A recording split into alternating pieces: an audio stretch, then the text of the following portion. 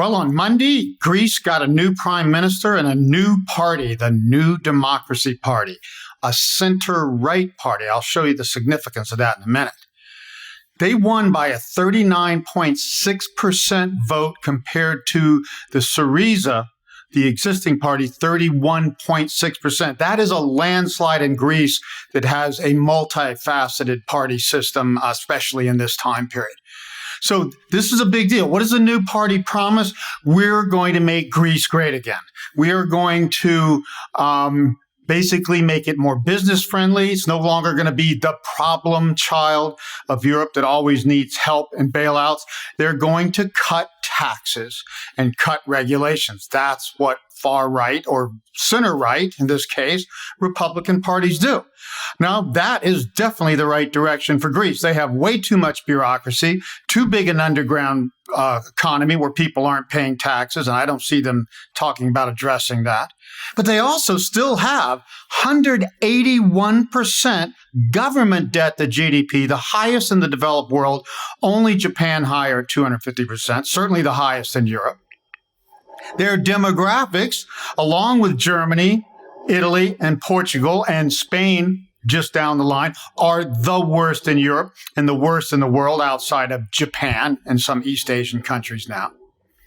So this is going to be a very difficult battle. Yes, they are going in the right direction. They do need to make it more business friendly, but they're fighting terrible demographics, terrible debt. Now, their total debt is not as bad, 306%, 250-ish in the private sector. Why? They don't have the big financial sector that countries like the UK and the US do. So, can they do this?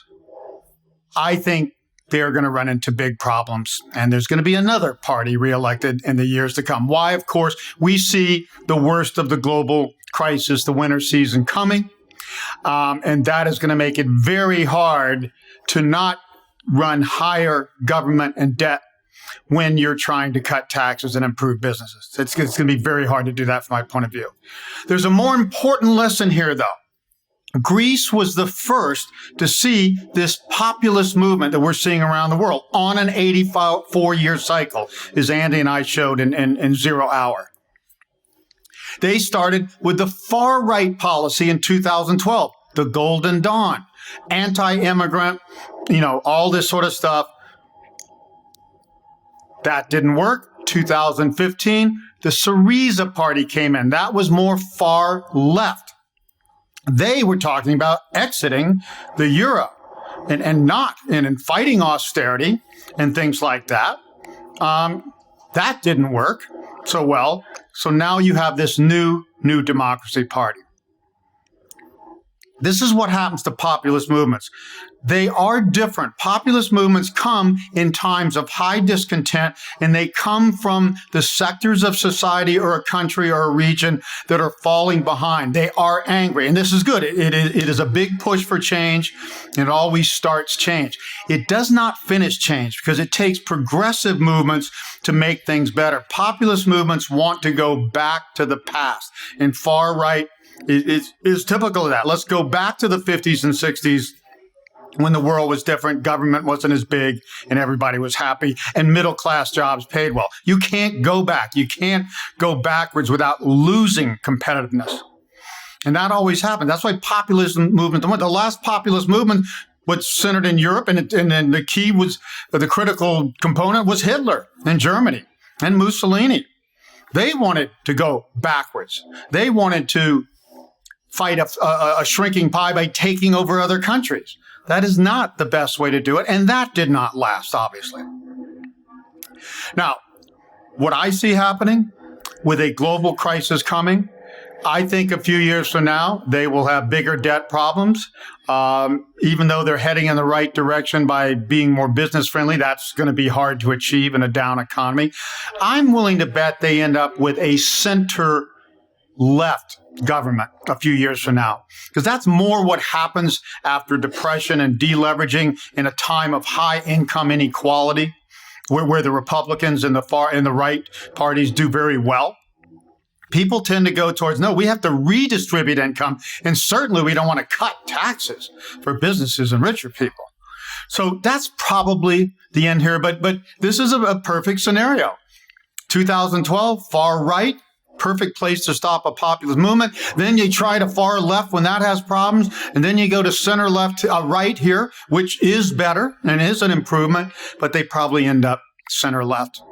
And it says for everybody else, our populist movement started 2016, 17, let's call it, with Trump and UK with Brexit and stuff.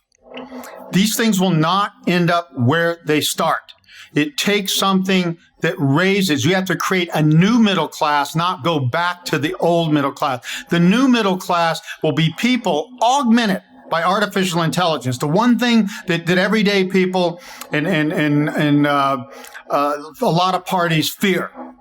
They will be augmented, making decisions, being entrepreneurs within businesses, and they will get paid more for making decisions and creating profits, not by doing rote work that if it's not taken over by an Asian worker or a Mexican worker here or abroad, it doesn't matter if they're here or abroad, they still compete.